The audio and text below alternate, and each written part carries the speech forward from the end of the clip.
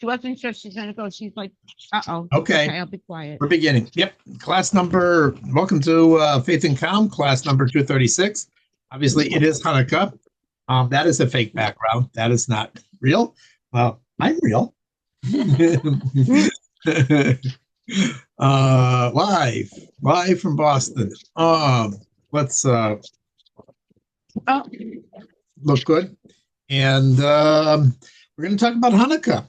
And we're going to talk about, we're going to try to answer a big question in life from the Hanukkah story, which is, why is my life such a mess? And why was I chosen for such a terrible life? And it seems like it's not, not fair at all. So, and so hold me to it that I actually get to that answer. Although it's sort of chutzpahdik for me to think I can answer this question. It's really right. Shem has plans, and but I think we can get somewhere better than we're with by the end before we probably get started. So there is no book of the Gemara that talks specifically about Hanukkah, which is sort of odd because there are a lot of laws about Hanukkah. It's usually mixed into the Masechta about Shabbos, but Purim has its own book, and all Pesach certainly has its own book. And what else has its own book? Purim, Pesach, Shabbos, Rosh Hashanah. So I know you said that Purim has one, but Hanukkah doesn't. And it's very odd. Even more than that is that the discussion in Shabbos, it talks about some of the laws about the candles and how many and which way we light. And then after it started the whole discussion, it says, my Hanukkah, what's Hanukkah? And, you don't do that for any of the other holidays. Nobody asked, what is Passover? What is Purim? It's not. But this one they introduced by asking what, and you've already been talking about it. So why did you start asking the question? And anyway, why do you have to ask what is Hanukkah? In general, it was the holiday that's closest to our current time. It was very close to the time of the Mishnah when this was written. So everybody knows what it is, just like everybody knows what Passover is. It's just that they find hints in the Chumash to, and descriptions of what to do for Passover and for so forth. But everybody knows what it is because it happens every year. Nobody asked, what is the sukkah? What is matzah? Nobody had to describe in the Gemara what is matzah because you ate it every year. And so you're living the experience. Why do you need to be told what it is? All right. There's another thing about this holiday, and that is that it's a big mitzvah to pursue a Nisa, which means to make sure everybody knows it's Hanukkah, to make sure that the Hanukkah candles are lit in such a way that it goes to the outside. In Israel, of course, they do it outside. They do it in the courtyards outside the house.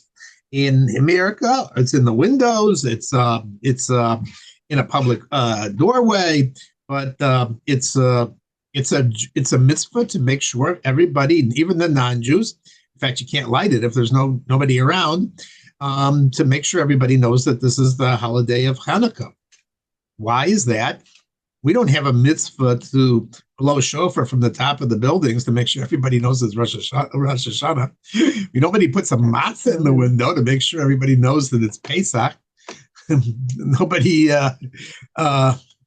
It's only the Hanukkah that we're supposed to make sure and to publicize it and do outdoor activities and make sure everybody knows it is Hanukkah.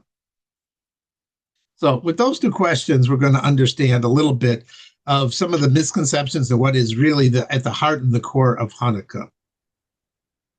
And we know that we say it in the prayers for Hanukkah. We talk about how that the Greeks, we say it in the Al Hanisim, that they wanted to lahashkichem mitzvotecha, to remove you from your mitzvahs, to make them forget your Torah. The battle that happened in that time was not so much a physical battle. Yes, it was a physical battle, and yes, it did devolve into a battle, but it was not a battle of annihilation. unlike Hitler, who wanted to kill every single human, every single Jew, even the little babies and so forth, and just the fact that you were a Jew and in a Jewish body and you were born a Jew, that was enough that he wanted to kill you. That is not what was the story with Hanukkah. They didn't want to kill. They didn't necessarily want to kill. They just wanted the Jews to be less Jewish. What does that mean? So you have to go back a little bit in history. The Chanukah story happened at the beginning of the Second Temple time period, and there was a big change in the universe, in the world at that time. Who got rid of it all? There's some. Furious, you know what? You want me to? Yeah. I was here Sunday. Yep. Okay. So, what happened? So, idolatry was really the main mode of service during the time of the First Temple.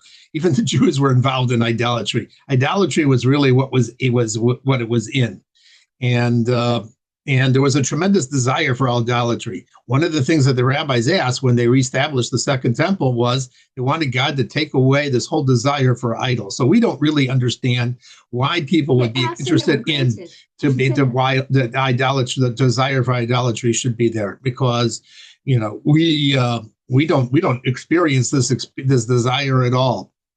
It's just as much as a 3-year-old. If you tried to explain to him why people are so excited about getting a lot of money, he'd say, "What's the big deal? What's money? Who cares about money?" So we don't have a desire anymore for idols. But that was I explained it. No, I explained it. Say that it was I did. Granted. Obviously, because we don't have a desire for idolatry anymore, so it's not there anymore. Okay. So. Yeah, we don't have it. But in those days, people looked at physical things and they said there is an energy here in every single piece, every bit of every fish, every plant, every rock. They appreciated that there was an energy there. They didn't appreciate that it was the godliness in the thing that kept it going, but they said there were all these demigods that were in charge. But they thrilled on this energy that they saw in everything in the world. Came along the time of the Second Temple, that was taken away. And we live now in the modern era where it's very hard to appreciate that there's anything called spiritual. It's all measured, it's all measurable, it's all tasteable, it's all intellectual. It's all about the human mind accepting what it is.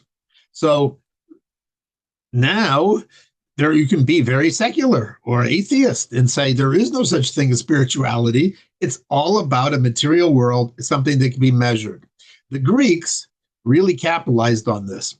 And they said, they had idolatry, but it was sort of like a cultural thing. It wasn't really that there was really any truth or any spiritual energy there. It was something interesting that you could, from historical and from cultural reasons, to say that there was already things. It's nice myths, it's nice stories, it's interesting stuff, and so forth. But it wasn't really that there was any truth in this matter. Truth was what you could measure, what you could scientifically analyze, what you could study in a university. That was what was truth. And so they saw these Jews, and they were interested in them.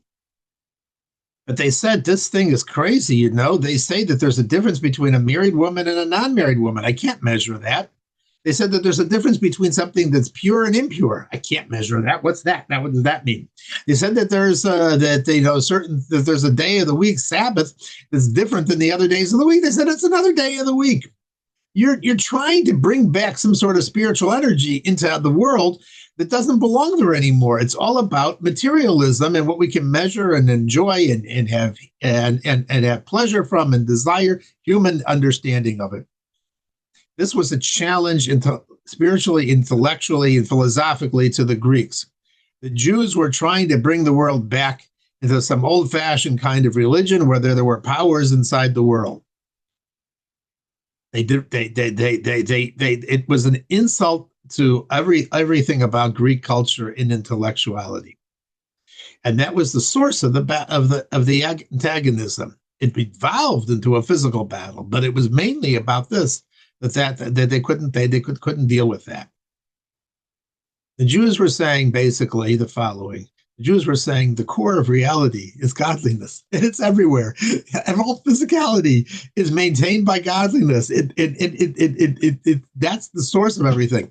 As opposed to the Greeks who are saying the source of everything is a human being, and the human is the center of everything, and what humans like, and humans get pleasure, and what humans is gets enjoyment from, and whatever it pleases you and turns you on, that's the center of everything.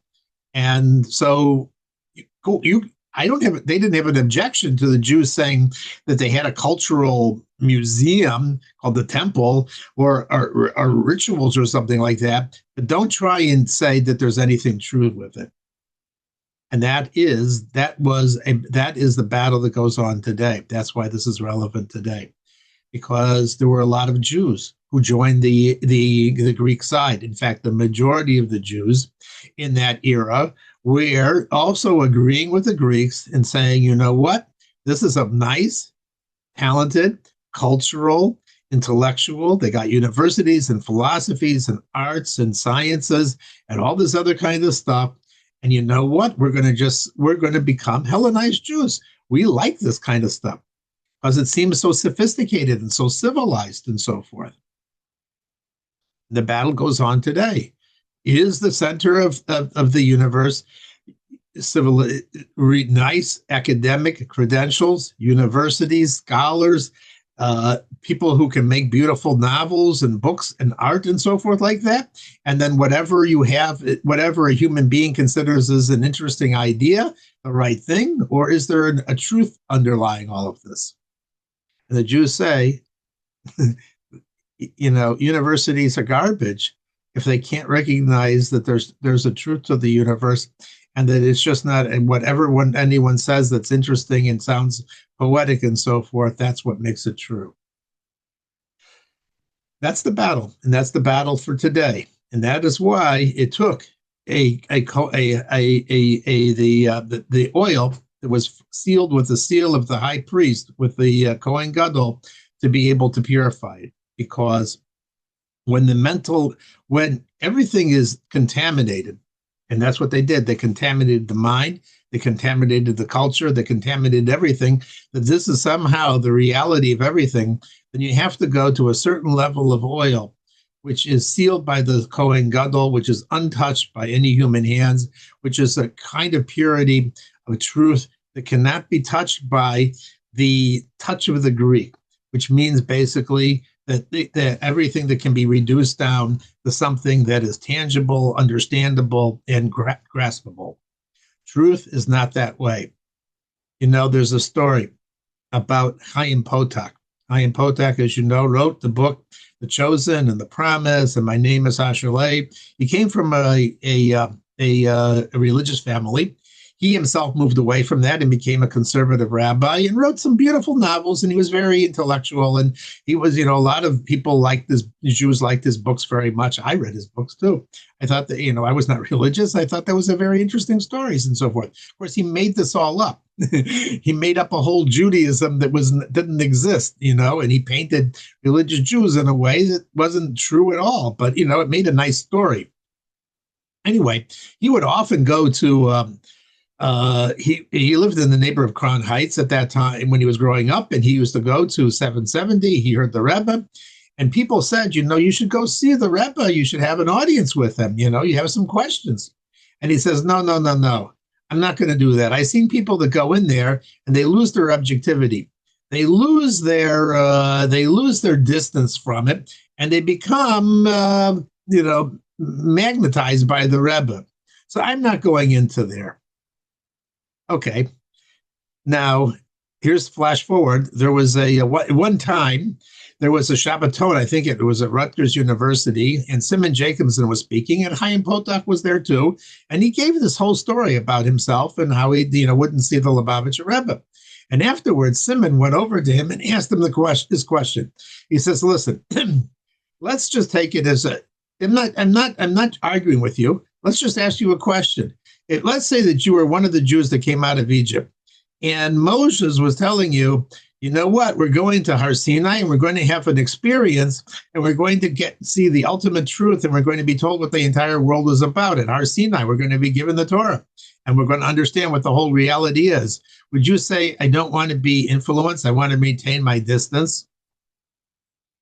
That is ultimately the core of this attitude.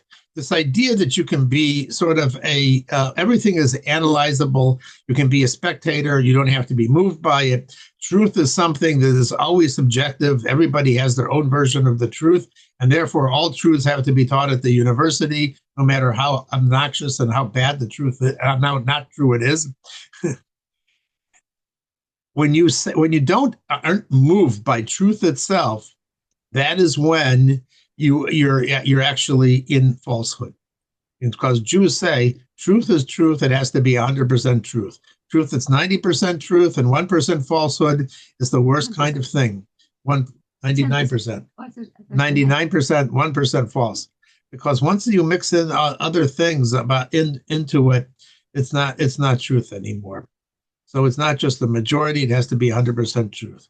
The light of the menorah, the light of Hanukkah, is all about, the mind can take you very far, but when you experience ultimate truth, you are moved by it and you do something about it.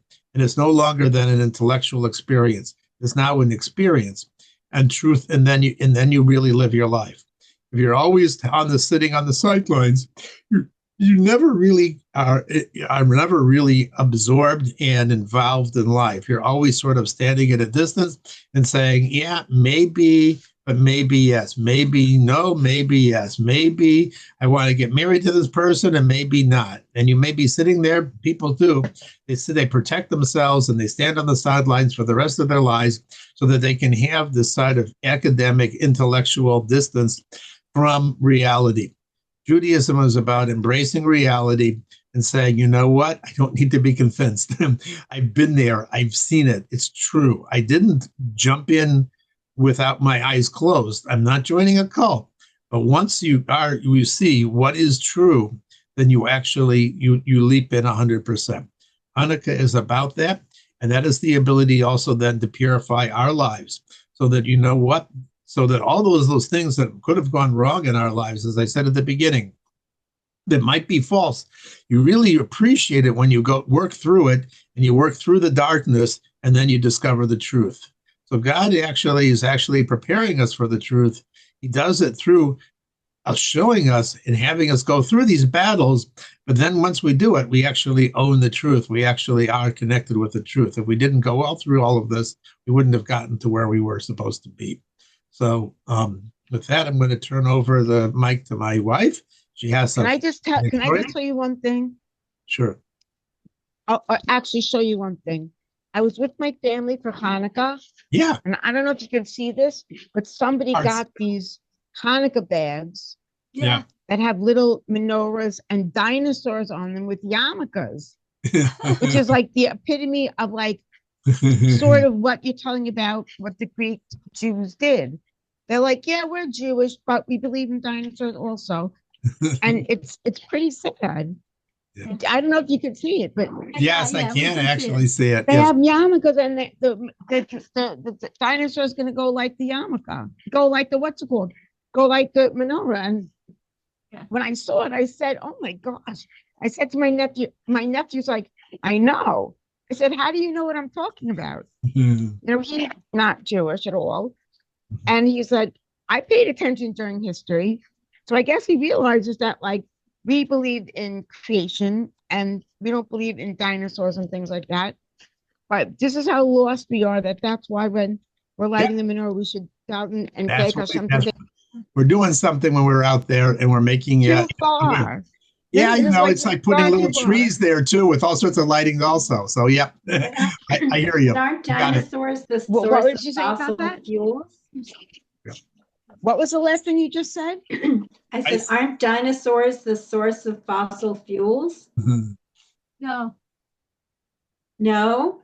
Shall I talk about dinosaurs? Yes, you want to answer? I didn't hear what she said. Well, I don't think you have enough. You wouldn't possibly have had enough dinosaurs to make all that fuel. Look how many 200 or 300 years of coal and oil and everything else. So, it doesn't scientifically mathematically work out. I never thought of dinosaurs as not being Oh, as not being possible. I guess you're right. You know, I just didn't think of it as contradicting Judaism, but Anything could be possible, but to say it's that it took millions of complicated. years of pressure well, and all this other kinds of stuff but you doesn't know really what I work out. think though? Yeah. Yeah. When you think about the Amazon people in Canaan, when the spies went to look and see them, I mean, I don't know what size they were, but they were very big people, weren't they? What When in the spies, Canaan? when the Yeah, spies, yeah, Spies went to The Canaan. giant. Yes, yes, yes, yes, yes. There So were. maybe, maybe the dinosaurs were really animals that at that time were amplified, that were some sort of animals that existed that were amplified in that was size only like the people 1,000 years were. ago. That was not. I opened up That the can doesn't of worms. correspond to That what was- they're yeah. saying that that these things lived in the Jurassic period, which was 165 million years ago. So Well, that's true. I'm not The only saying, one thing that I can say yeah, is that I heard somebody explaining it that it was actually I was on a date, and until the third day, I think is of creation, there's no sun and there's no earth. So what we consider a day has to be the sun, the earth revolving, whatever, the earth revolving and seeing the sun. So there's some people that say, well, the first 2 days, we don't know how long those days existed because if you go to the Museum of Natural History, you see, I went there, I live in New York. You see like these big, huge, they put all the bones together. So But It's- even it's- before it's- day 4, it doesn't hold water because there were no animals before day 4. There were no animals. yeah. oh, well, that, That's not another that, class. Yeah. Anyway, let's do it that. right, another sorry, I time. didn't mean Stay to to open Hanukkah. up a can of But yeah, worms. yeah, But yeah. it is interesting. Yeah. But yep. Okay. Okay. But thank you so much. It was very, very good. Thank you so much. It was very interesting and stimulating and And forgive Thought me out. for being Thank late. But Okay, you heard it on Shabbos. So heard some- oh, you went to them for Shabbos, so nice. Yeah. yeah. okay, Thank you. thank you, Chas Hashem. Oh, you got to go to them for Shabbos, so nice. Yeah. And there's some opinions also that I did. I was very lucky. Hashem created the world old. He created, like, for example, trees were full grown. Enormous trees were like that. And that the earth was embedded with fossils. There's some opinions of that because Hashem does whatever Hashem wants to do. And he Right. created a mature earth. He didn't create a baby earth. He created a mature earth. With mature animals on day 1, I mean on day 5, whatever, they weren't tadpoles. They were So big animals. the bottom line is, I didn't mean to interrupt that. This gives us free choice. If everything was so black and white, we Yes. didn't struggle. You'd be like, oh, okay. But Yes. but our test in life is that we have to struggle to find the truth, and Hashem makes it harder because that's part of our. Unfortunately, it's our job in Gullus, and Yeah. hopefully Gullus will be over soon. Yes. Nobel Prize winning scientists have become from the Oh yeah, greatest mathematicians in the world have become from greatest. you can tell us about them. They're when I first became from I worked for Asia Torah, and there was I forgot what the second one was. Somebody who cracked codes for the State Department. He was the head of cracking codes for to crack other countries' codes, secret codes. He became from, and then there was another one who was extremely high. Did he make the codes for Asia Scientist. Torah's What? discovery program? Maybe he made the codes for Asia Torah's discovery Yeah. program. Yeah. Is he the one who did it? You know what I'm talking about? No. Of course, I know what you're talking about. I wrote an article about it, but no, he didn't. He added to the codes, but the whole code thing is actually found in it's found in holy sources that Oh, really? it's sort of like the dessert of the Torah, the codes. It's like whatever. Anyway, I don't want to do The that. icing on But the that's cake. not the topic for tonight. Going back to dinosaurs for a minute, though, aren't there fossils? I mean, aren't there actual bones, like at the Museum There- of Science, You that know, they I'm have not. from? I have to say, no. What they have at the Museum of Science, they add on to it. So there's a whatever. I've been there at the Museum of Natural History. Yeah. Yeah. Yeah, when they have a Sorry. dinosaur, most of it is they start from a little source and they build and they say this must be what it was. Anyway, I'm not an expert on that. I'm not going to talk about it even because if you're not an expert, it doesn't make sense to talk about it. So I'm listening, but I can listen, but I'm gonna have to go away and do stuff. I'm sorry. Anyway, okay. So, wonder where the, You have to watch okay, good. So, interesting night. So tonight is the 6th night of Hanukkah, and I'm going to talk about the last days of Hanukkah, and particularly on the 8th night of Hanukkah, which is Wednesday night. And first, I'm going to start out with what I always start out with, which is that we are in a remarkable time, very similar to Hanukkah. We're in a remarkable time. There's a reason Hanukkah is the last holiday. It's because its message is now. Its message had to be carried into now because its message is the most pertinent of all the messages for us. And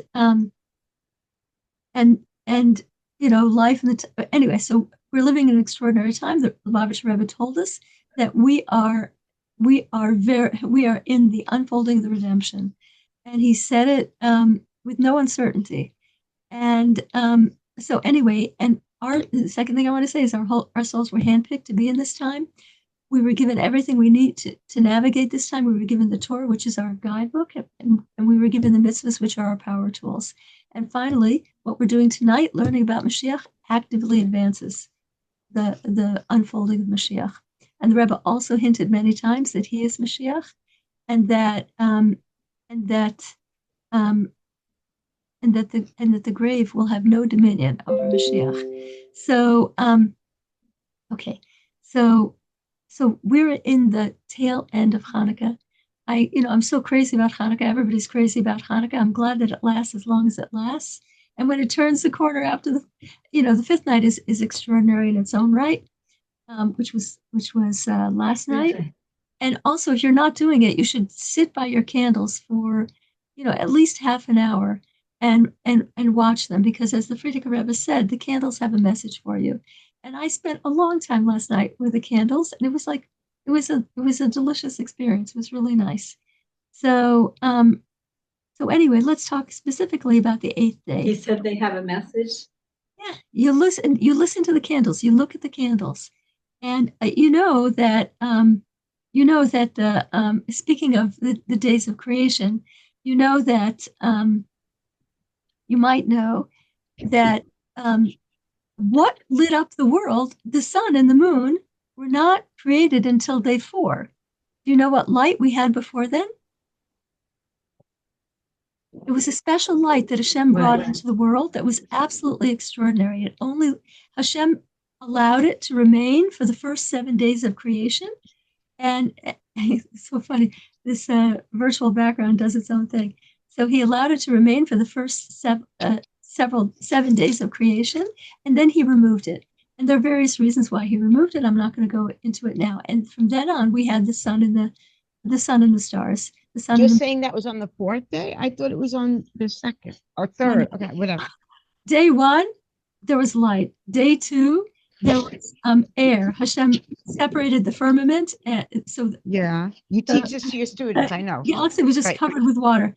The second day was air. The third day was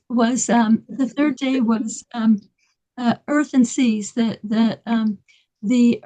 seas made way, and the dry land appeared.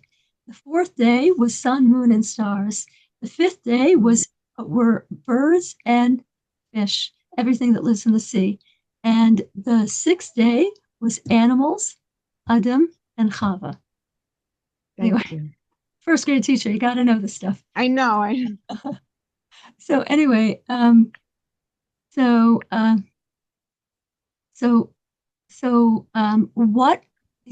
back to our point, when Hashem removed that light, it was a magnificent light. It was an unbelievable light during the first 7 days of the universe's existence, and he removed it on the 7th day, and after the 7th day, and he hid it. You know where he hid it? He hid it in two places. You can get a peek at that light in two places. One place is the Torah. When you learn Torah, you see the lights. The Northern Lights? No, you can see the Torah. When you learn the Torah, you enjoy that original light, a taste of that original light. And the other place is the Hanukkah lights. There's a little bit of the original light in the Hanukkah lights, and that's why everybody adores the Hanukkah lights. No matter, they might not keep anything, no Rosh Hashanah, no nothing, but everybody likes Hanukkah. So anyway, okay, so let's go back to our topic, which is the last days, and particularly the last day of Hanukkah. So there's a concept in Judaism, when we were walking through the desert after we left Egypt, after we were freed from Egypt, we crossed the desert and we crossed in a formation. And each tribe had its own formation. It was almost like a military thing. And we marched in an order. And there was one tribe that went last. That was last in the formation. It was the tribe of Dan. And the tribe of Dan, since it was the one furthest in the back, it naturally had the job of finding everything that other people dropped, all the lost objects from other tribes. They would find them and they would return them to the owners. And when they camped, they would say, "Hey, we got this thing. Anybody recognize it?" And so they were the last tribe in that spatial formation. And they were able to find everything that was forgotten. So the eighth day has that same quality. The eighth day is the last day in time in this very precious holiday that we have.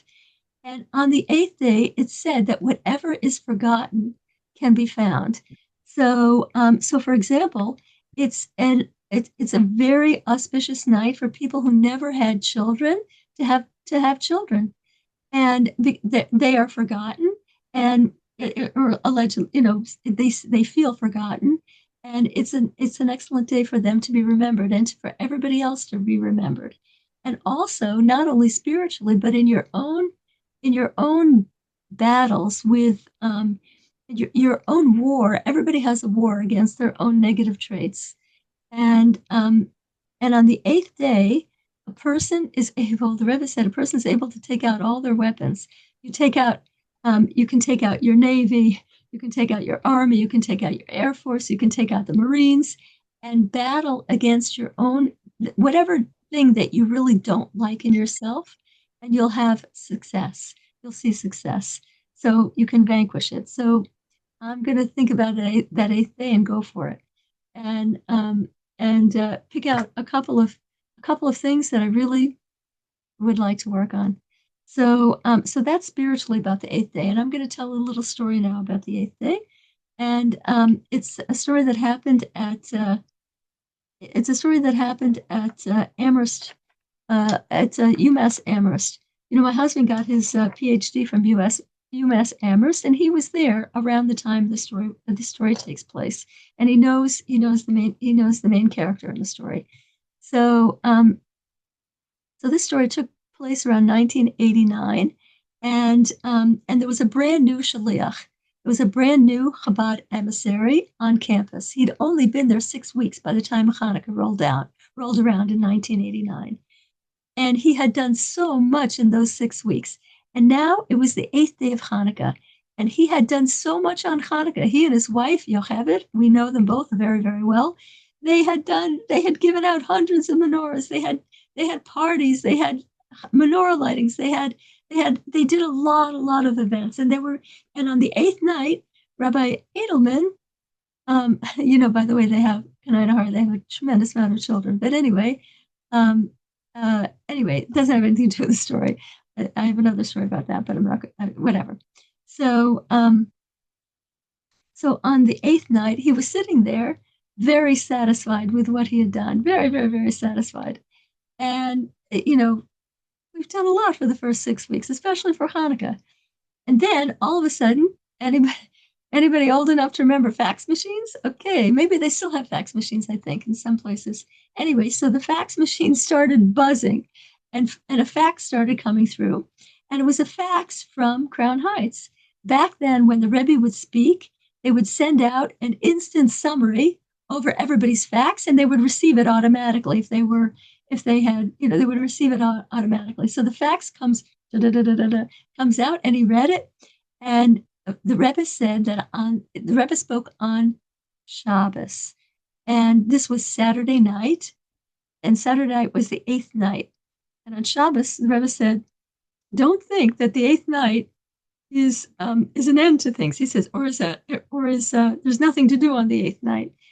A lot of kids, when I teach in school, and we have school on the 8th day of Hanukkah, they say it's not Hanukkah anymore. Hanukkah ended last night with the last candle. I said, no, Hanukkah does not end until sunset after the 8th day, sunset of the 8th day.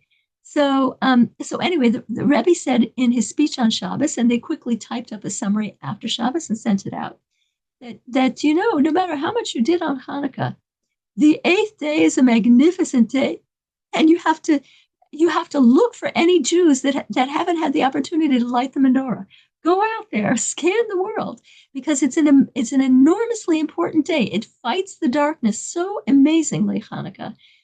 So Rabbi Edelman said to himself, "What am I doing, sitting, and gloating over what I've already done? No, I've got to go out." He grabbed a bunch of menorahs. He grabbed a bunch of latkes. And he decided to go. They have enormous dorms at UMass, enormous, and I'm not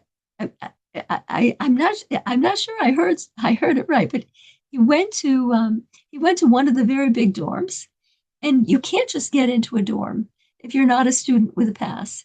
So he had a strategy. He said he was visiting. He knew that there was a student who he was close to a student who lived in that dorm. But unfortunately, that student was not there that weekend. And Rabbi Edelman knew that he was not there that weekend. He had gone home for the weekend.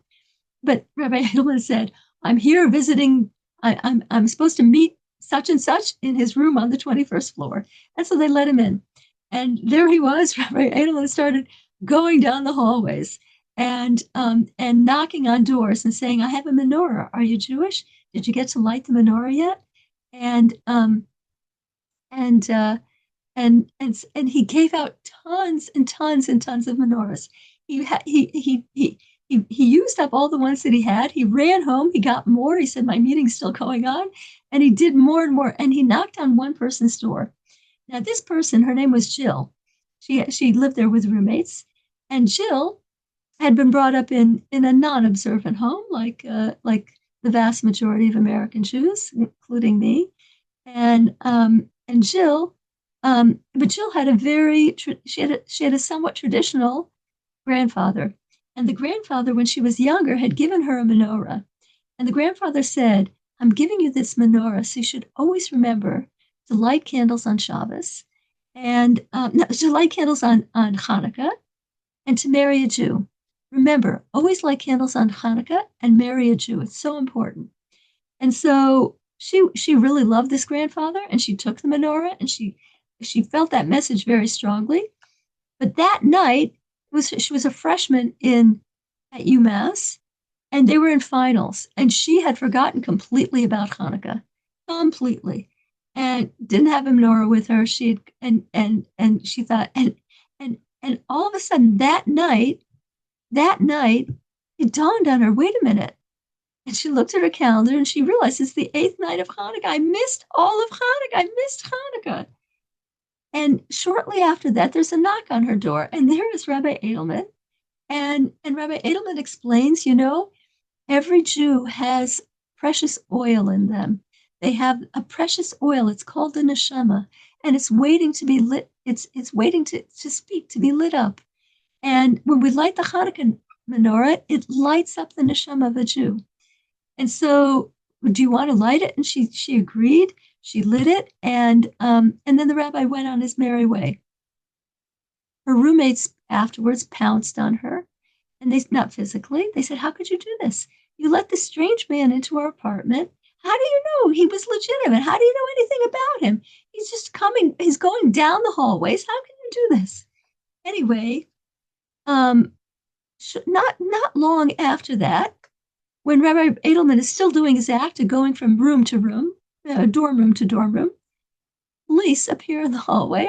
Maybe it was campus police, probably it was campus police. I don't know if it's campus police or regular police. And they come up to him and they say, "Sir, what are you doing? How do you think you have permission to do what you're doing? What are you handing out?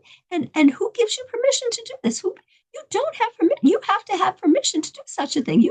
Nobody has permission to go from door to door here." And they looked at all his stuff and they escorted him like a criminal out of the building. And he got home and he felt terrible. And it was such a nice night, and it's ended in such a sour way to be like pushed out of the building like a criminal. It just really didn't feel good. Then he gets a call, and he gets a call from this person, this young woman. He gets a call. He doesn't know who it's from. It's from a young woman. She said, "Are you the guy who just visited my apartment?" Somebody said, "It's probably the Chabad rabbi. Are you the guy who just visited my apartment?" He said, "Yes, I did hand out menorahs." She said, "Did anybody give you permission to go door to door? I mean, how do I even know you're legitimate? Maybe you're not legitimate. Maybe you want to just make a connection with me or something. How do I know?" These are the things, these are questions her roommates told her to ask. And she said, you have no right to do what you did." And she hung up. And then a few minutes he felt worse. And then a few minutes later, this girl's mother called, or some girl's mother called. It was this girl's mother, actually. And she said, "How dare you do that? How dare you go into people's apartments who you don't know? Who do you think you are?" So here's this guy. He's only shliach for 6 weeks. And that night, he's escorted roughly by the police out of the building. He gets a call from this girl who's very upset, and he gets a call from her mother who's very, very upset. Okay, time goes on. He forgets about it. He gets into his shlichus. He gets into his mission of serving the students in that area, and he does a magnificent job. And years roll past, and he's become pretty established. And maybe it's like 3 years later, something like that. And he's doing programs, and somebody, a student, comes over to him. Her name is Yosefa, and Yosefa says, "Rabbi, I spent my junior year in Israel, and I really got turned on to my Judaism." She said, "Can I come to your programs?" He said, "Of course you can come to our programs." And after a while, she said, "Rabbi, I want to help. I want to help you. I want to help you make your programs. Please, can I do that?" He said, "Of course. Absolutely." And then it came time for Chanukah. And he said, "Now this is what we're doing. We're giving out menorahs in the dorms." I don't know. I guess he just ignored the police, ignored everything. I don't know. Anyway, so he said, "Do you want to join us?" And she said, "Rabbi, can I talk to you privately for a bit?" He said, "Sure." They went into a private room, and she said, "Do you remember 3 years ago you went around the campus and you got and a woman called you, a mother called you, and she was very upset, and a student called you and she was very upset, and the police were called on you. Do you remember that?" He said, "How could I forget? I was only 6 weeks on the job. It was unforgettable. It was a horrible night for me." She said, "Rabbi, it was me." She said, "It was me. But I want you to know that even though, my roommates made me call you and made me call my mother, and my mother got so upset." She said, "But I want you to know that even though it was a negative experience for you, it did something for me. The lighting of the menorah on that 8th night did something for me. And it planted an idea in my mind, and I decided I was taking my junior year in Israel, and my life changed in Israel." She said, Rabbi, I want to go join you giving out menorahs. Will you forgive me for what happened?" He said, "Absolutely. No, don't have no worries about it." He said, "I learned something incredibly valuable from you, and that is that never, ever, ever, ever, ever, ever think there's any Jew that doesn't have the oil of the neshama that cannot be ignited. It's there, no matter how pushed down it is, no matter how in totally undercover it is in every single Jew, no matter how anti-Israel they are, no matter how anti-Jewish they are, no matter how much they side with the enemy, even the ones that side with the enemy, they are absolutely Jewish. And they're absolutely Jewish. So anyway, I want to wish everybody, I want to wish everybody a Freilich and Chanukah. And we should ignite our own souls. We should do something special on the 8th day. And before you hang up, okay, sorry. Okay. I thought you were going to hang up. I want you to just. No, I'm not going to hang up. And everybody should be blessed with a Freilich and Chanukah. Amen. Very, very, very, very, very happy. Amen. I'm turning off the Thank recording you. now. Okay.